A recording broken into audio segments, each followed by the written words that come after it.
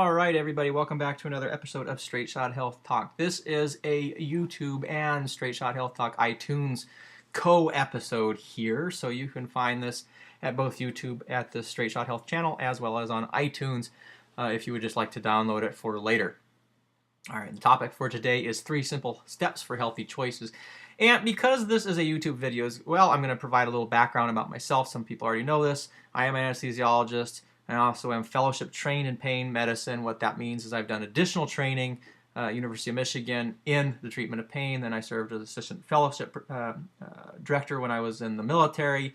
Then I left the military, joined a group practice, discovered that it wasn't necessarily that I was as hot as I thought I was, is that we don't know what we're doing when it comes to pain, particularly with interventional pain, which I've mentioned in the past. And so after dissatisfaction and recognition that healthcare is not in a place to address these issues appropriately, I left. Now I'm the principal at Straight Shot Health, where it is a health education website. Podcast is to provide you health information as well as actionable strategies, things that you can do to take control of your health now. All right. So this particular episode came out of reader questions. So there is an email list, a newsletter that you can sign up for at Straight Shot Health. And one of the first things I do when people sign up is ask you for what are your concerns? What is it about healthcare, going to the doctor that you're unclear about? Because that's the way I know how to do an episode on. That's why I know how to provide you value. That's the way how I can address your concerns. Because I have my own, and mine are not going to be the same as yours. I'm thinking in multiple different things. The problems with electronic medical records and physician behavior and how they actually can help patients make behavioral lifestyle choices rather than just throw papers at them. And so while I like to talk about those things and I'm interested in them, ideally, particularly when it comes to Straight Shot Health Talk and these YouTube videos, I want to talk about what is important to you, all right, not what's important to me. If you want what's important to me, I can do that too. But really, I would like to know what's important to you. So anyway, this question came from Ruth, and the question is, I'm currently trying to heal my gut and whole body through nutrition as well as light exercise, eliminating environmental stresses, maintaining a sleep schedule, and reducing stress in any way I know how. All those being said, what is the best way to find out what I need to do personally to better my health? Now, what I liked about this question is the stuff that Ruth is doing right. She's already recognized the important role of the fundamental 4 health behaviors that you have on living well. All right. Moving every day, making some sort of exercise routine. And that doesn't have to be crazy like you're doing P90X or getting huge like Arnold Schwarzenegger. Just doing some sort of consistent movement, daily movement. Eating real food, so that we know that food affects our health, affects our body, affects our, our stomach and intestines. Focusing on that. Avoiding toxins, so those are toxic people, places, and things. So that includes things like smoking. That includes things like drugs. And prescription drugs can be those as well. That can include toxic people, because people can actually hurt you through the actions that they do and the negativity that they have and the harsh words that they use. I've talked on, I think, a little bit in the past. I'll do an episode on that in the future. And places even. So if you live next to a toxic waste dump, that is probably not good for you. Or even more simply, if you are living in a place that you are not happy with, if you are a country person and you're living in the middle of a city and you hate it every day, that is probably not doing your health any good. All right, so she's recognizing this, she's taking control, and I forgot about the sleep and things. But this last key part here, though, what is the best way to find out what I need to do personally to better my health? And I was thinking about this question, and I started, thinking more and more and more about it. And there's a really important part of this question is I can't answer this. Okay, I can't answer this for anybody. I can answer it for myself, but I can't answer it for any individual. However, what I can do, though, is help you provide a framework to answer it for yourself, to provide a way to look at health choices, to look at what you want out of your life so that you can make better health choices. And in many ways, I think this is the best way to do it. Because if I went out and started telling people, this is what you need to do right now, I'm going to make the choices for you, they haven't learned from it, they haven't been given a tool set to better their lives. It's almost like if you walk into your physician's office and he throws a drug at you and says, take this for your high blood pressure, and does nothing else. He may have treated the symptom at that moment in time, but he hasn't provided you a tool, or she hasn't provided you a tool to allow you to take control of your health. Right? So that's what this episode is really about. So, titled 3 Simple Steps for Healthy Choices. Okay, I like to break things down into 3. Now, to start for these 3 simple steps, though, we have to start with 3 key ideas. And those 3 key ideas are these: school of fish, white bears, and command and control. All right, now, what does this mean? Well, when you think about a school of fish, what does it do? And interestingly, I didn't know, fish behavior is actually way more fascinating than I ever get credit for, because I was thinking about this concept, thinking about school of fish. It was one of the first things that came to my mind. And then I started reading up on fish behavior, because I don't know, I didn't want to make sure I knew what I was talking about. And this is really cool. The stuff that fish do and how they move and relate to each other could be an episode in itself, because in many ways, the schooling behavior that fish do, the theories behind it, the benefits and disadvantages that it provides to those fish, are, interestingly enough, kind of like trying to survive our healthcare system. But this is not an episode on fish behavior. It is an episode on choices. And so we're only going to focus on one particular aspect, because there are many, about this fish behavior of school, being in a large school, and that is what is known as the confusion effect. Now, what is the confusion effect? And what the confusion effect is, it's a way schools of fish, or it's a thought that the way a school of fish keeps themselves from getting eaten by a predator is really that because they all kind of look the same, they all act the same, they all swim the same, they're all together, it makes it very, very difficult for predators to pick out the individual fish. Now, what does this deal with health? Well, if we have so many different pieces of health advice, health information, health concerns, you must do that, do this, do this, do this, spreading around, and this is propagated all the time, including with our doctor's office and appointments, and then throwing packets of information. In some cases, if we're lucky to get a packet of information from them.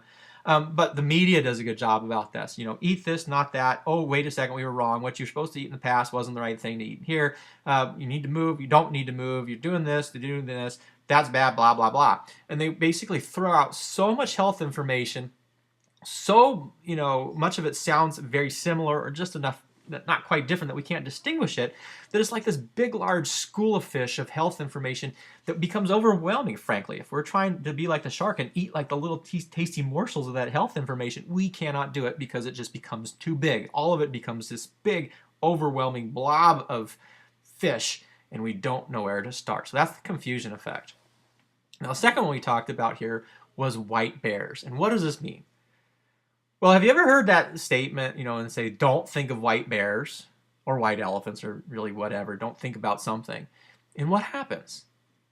Well, you start thinking about white bears or white elephants or whatever it is that you're not supposed to think about.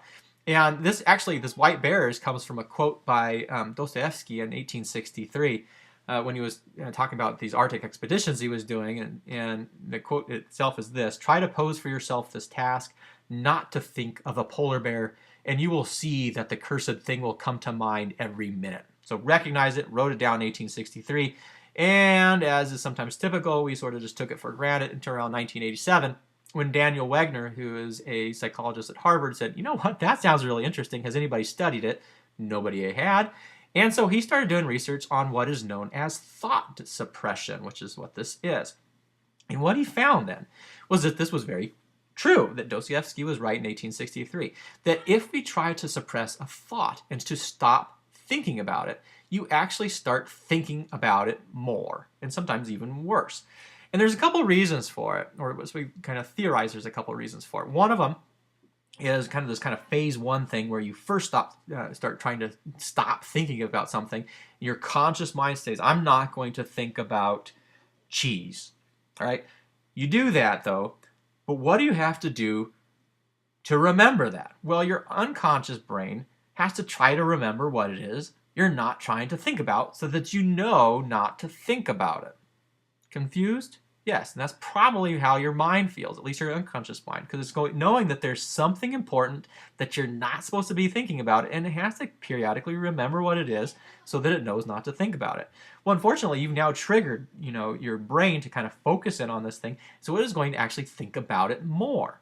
Okay, and that's the worst, that's the first part, bad part. So you're actually going to start thinking about it more. Oh, I need to remember not to remember this. I need to remember not to remember this. The second part of this is what's known as the rebound effect. And this happens because you're consumed with not thinking. The thought or behavior tends to worsen. So if you think, again, I'm not going to eat cheese, I'm going to stop eating cheese. Well, all that you're doing is you're thinking about cheese. Cheese, cheese, cheese. Cheese starts, oh my God, cheese is so good. I love cheese. I love this type of cheese. Cheese, cheese. I can't think about cheese. Cheese becomes all that's on your mind. When you finally have a weak moment, which we all do, every one of us has weak moments in time, and you finally eat some cheese, you're going to have a tendency to gorge more. The behavior is going to tend to worsen. When you fall off that wagon, you tend to not just fall, you sort of jump off, smash your head, and roll around the ground as much as you can. People have a tendency to fail hard. So when you break your diet and you start eating cheese, you're not going to eat just one piece of cheese, you're going to eat 10 pounds of it. If you're trying to quit smoking, you're not just going to take 2 puffs and stop. You're going to, smoke the rest of the pack and maybe go buy 2 more. All right. So this rebound effect is part of this idea of thought suppression, that because we're suppressing these thoughts, we actually think about them more. And then when we return to that behavior or we stumble back into that behavior, we worsen it. All right. The last of these key ideas is command and control. And I took this definition straight off of Wikipedia because I liked it so much. And what their definition of command and control, which is a military term, is the exercise of authority and direction by a properly designated individual over assigned resources in the accomplishment of a common goal. All right, now how does this idea, this military term of command and control, have anything to do with health? Well, it has everything to do with health, because what we're talking about is something known as locus of control. Locus, because we love to use fancy words in medicine, really means location or focus. So location or focus of control. And the idea being is you either see it as you have control over your life or they have control over you and your life. And this has some big concerns and ideas when it comes to your health. And we'll touch on those in a little bit. So our key idea summary then, these 3 key ideas that we need to remember when we're trying to make these initial health decisions are these: the school of fish phenomenon, the white bear phenomenon, and then command and control. And all of these being then, school of fish is the confusion effect, because if there's so much information and so much swinging around and you can't make that choice because there's too many of these things going around, we have to fight through that confusion. Thought suppression with the white bears, meaning we want to focus.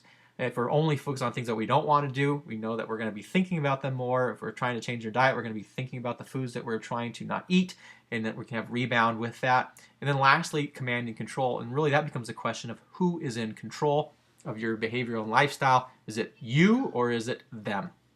All right, so how do we cut through confusion? How do we combat confusion? All right, well, the first thing that you do, really the first thing when it comes to confusion, is you need to get clear on what you want. Okay, clear on what you want. Now you notice there I'm saying what you want, not what you don't want. Now there are some people that will purport, you have to know what you don't want as well, and that's true, you do. But for this, and for most people, focus on what you want, because if we don't want to bring in that little ugly specter of thought suppression, which we were talking about before. So focus on what you want. And then I like to break these down into how you look, what do you want to look like, how you feel, how do you feel emotionally, what do you want to think about, what stimulates you, what makes your brain start moving, because you have to operate your brain like a muscle. Meaning, what means things in your life, how does your life have meaning, what provides you meaning, how do you like to relate with people, who are your friends, who are people that you enjoy being around, who provides you energy, who is it that you can hang out and have such a good time, you feel good about yourself, and they feel good about being with you, and so on. And lastly is where do you want to live? So what places provide you that make you happy? Again, if you are someone who loves the country and you live in the middle of the city and you hate living in a city, that's probably not the best place for you. Taken to extremes, if you don't want to live next to a toxic waste dump, okay? You want to live next to some place that is good for your health, mentally, physically, emotionally, spiritually, and so on. So really need to get clear on what it is that you want. So how much movement, what do you want to eat, who you want to be around, who you want to, where you want to live, okay? Very, very critical. And we have a tendency to not think about, or we just say, well, I kind of know this stuff, but we don't define it. And I'm saying the first step you want to do is what is it that you really want?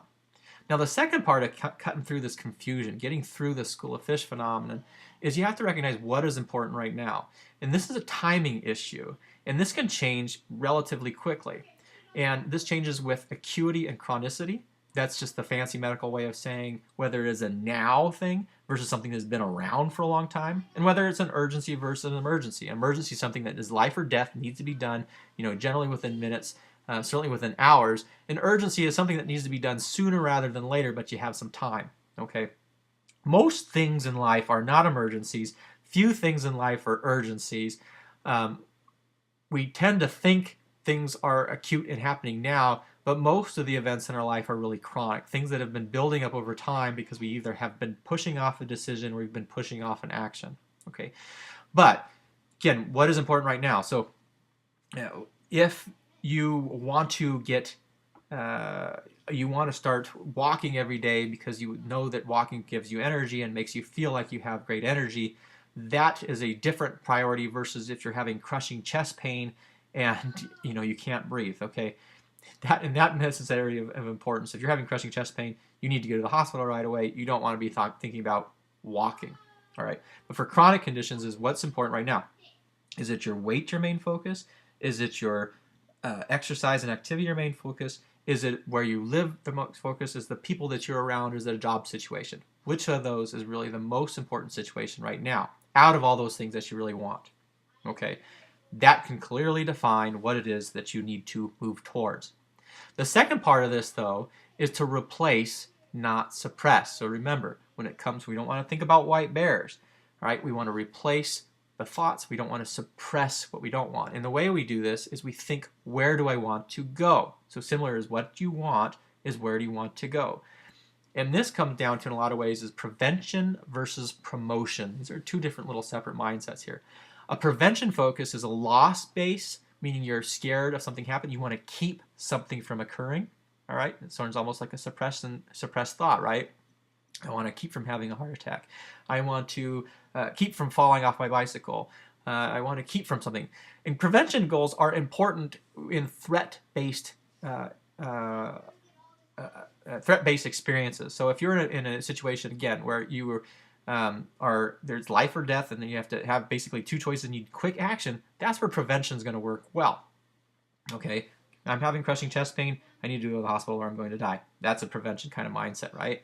But the problem with thinking prevention all the time is that it limits you. Because it is more appropriate for a threat-based atmosphere, it has a tendency to invoke what happens when you see things as a threat?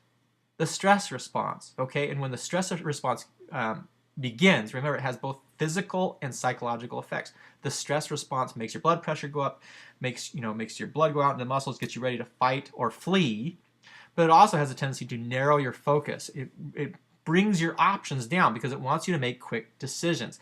Well, limiting your options when it comes to healthy behaviors is not what you want to do because you may not see all the options that you need. Again, in most situations, when it comes to chronic disease, when it comes to lifestyle behavioral change, we're not in a life or death situation at that moment in time. What a promotion mindset, though, does is it provides you option. Promotion being, I want to achieve this. I want to run a marathon. I want to hike to the top of Kilimanjaro. I want to eat green foods so that my belly feels better every day. Thinking about you want to build upon. And if you're using this promotion mindset of where you want to go, psychologically, that again is not a threat-based mindset. It is more of a challenge. It's much more of an open, positive mindset. And what that tends to do then psychologically is it doesn't invoke the stress response, having the physical effects there, but it also expands expands the way that you think, so you can see and list better options.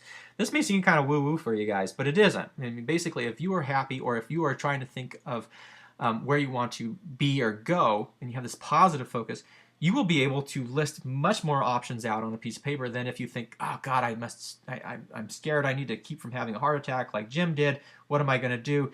When you have that threat-based mindset, your ability to write down really good options becomes much, much more narrow. And you can try this out for yourself. All right, the other part about this is where you want to go. This is your future kind of perspective. Looking out ahead, where you want to go, future perspective. But the other half of this is you want to look at the past. Think of what has worked before. Key there. What has worked, not what has not worked. All right, this is typical with diet. Well, I tried the Atkins, I tried Jenny Craig, I tried Weight Watchers, whatever the case may be. Don't look at what didn't work. Look at the past events in your life that things did turn out, that things worked well for you, or at least you had a small success. Now, everybody has some moment in time in the past where something worked, okay? Some people have had better successes than others, or bigger successes than others, but everyone has a small success. And what these little small successes do is they provide you clues of where things may work better.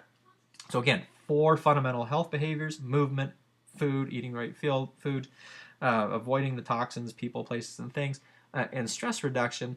Each of us is going to have one of those where we have been able to demonstrate some sort of successful thing. So let's say movement. Maybe in the past you were an athlete. Maybe in high school you did sports. Maybe you were in college, you did sports. Maybe you like to cook and you cooked healthier at some moment in time. Maybe you lived in a different place and had different friends. Maybe I don't know, maybe you did Tai Chi or yoga, or you were in a strong environment where you felt less stress in your life. Look back in the past, find those success clues so that you can write them down and kind of think about what it was at that moment in time that was working well for you. And that's going to give you clues for how to go forward. Because I'll tell you, if you have multiple areas in your life you're trying to pursue at once, diet, exercise, sleep, stress reduction, job, etc., and you pick the one that you haven't had a lot of success with in the past, say you had very, very difficult time with your eating for your entire life, that's probably not the best place to start. Because what you're trying to do is you want to start, if you're going to go through all these, focus on the one that you've had the success in the past with, so that you could demonstrate success again in the future. And this is going to be the small pebble that'll bring about other behavioral change. And another concept that we don't have as much time to really cover in this episode, but really is the idea of small steps are going to lead to large steps. Small successes lead to big successes. So look at those small successes in the past, model them for your future choices, and go in that direction first before you try the hard things. All right, command and control. I'm going to return to this definition again. Command and control is the exercise of authority and direction by a properly designated individual over assigned resources in the accomplishment of a common goal. Now, this is a question of who has control, right? And there's 2 ways that you can view this. You can view it, and I've reworded this definition now, as they exercise authority and direction over my body and mind when it comes to my health. That's one way you can look at it. The second way you can look at it is I exercise authority and direction over my body and mind when it comes to my health, right? The first one, this they exercise authority, is what is known as an external locus of control. The second one here, I exercise authority, is what is known as an internal locus of control. All right, an external locus of control, this idea that they control everything, is associated with all sorts of different things. Worse outcomes, worse health, worse behavior, worse meaning, worse life in a lot of ways, as compared to an internal locus of control. Better outcomes, better health, better lives, better aging. All right? And so when it comes to this, then, you really want to kind of shift your mind, particularly if you're an external locus of control. If you're one of those people, and I was one of them at one point in time, I have to tell you, this kind of goes back to our mindset video, is when we're thinking they do this and it's their fault, and I don't really have a chance because they only certain people have this benefit. I didn't go to Harvard, or whatever the case may be. Thinking that they have control over you has, again, from a stress standpoint, the perception of that social strata, that you are somehow less than other people, huge physiologic effects on you. Stress response goes crazy. It starts attacking your own body. Bad. Outcomes, as I said, are worse. People don't seem to do as well, and they don't take action. So you need to, the first step with this, to exercise your authority over yourself. Okay, allow yourself to take control. Okay. This is a little bit scary in some ways, because it means you have to take responsibility for yourself, because no longer can we blame other people when it comes to our health. We have to actually take responsibility for it. But it is extraordinarily empowering, because you are no longer waiting on your doctor. You are no longer waiting on your boss. You are no longer waiting for the mysterious they to provide you either validation for yourself, or to provide you the tool for you to move forward. You can take action, and control. And so the way we take action when it comes to health choices in this little mythology, and there's 3 simple choices here, is to make sure that we pick an action then that depends on ourselves and not others. Okay, so I'm not saying don't go to your doctor, but when you're trying to first start a behavioral change, to identify that key trigger, to identify that key behavior that you want to start on now, if you have multiple issues that you're trying to cover at once, is, again, prioritize it, be clear on what you want, focus on where you want to go, use one that you've had demonstrated success on in the past, something that you've been before, but then pick an action that depends on you and not others to do so. So you don't want to go through all this process and then decide, well, I can't do this because I need to go to my doctor and have 65 different blood tests drawn and a bunch of imaging done. Okay, you've taken away the control of the situation from yourself to them. You can say, well, I should go to my doctor and I'm going to, ask him some questions and maybe I need these blood work, but until then, I can do X for myself. Meaning, if it's a dietary issue, you can, maybe you want to do an elimination diet. Say, well, I'm going to identify what types of elimination diets. Elimination diets are basically you're trying to take away one specific type of food from your from what you're eating and see whether that helps you feel about with the idea that maybe some foods have more of a immune response or make your immune system kind of kookier than others. But you can look up elimination diets. You can look up how to do elimination diets. If you're looking at things like avoiding wheat or gluten, you can look up resources in that regard. You can start tracking. You can start looking in your own cupboards right now and say, this has gluten, this has wheat. I can't eat this. I'm not going to eat this.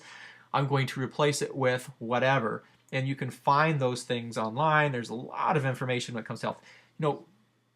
And I think I've said this before on Straight Shot Health. One of the most wonderful things, or I should say, one of the worst things that we have is we have too much information. All right? School of Fish, right? Way, way, way, way, way too much information. Everything online, too much stuff. How do we pick and choose it, right? Coming back to Ruth's question, there's just getting barraged by information.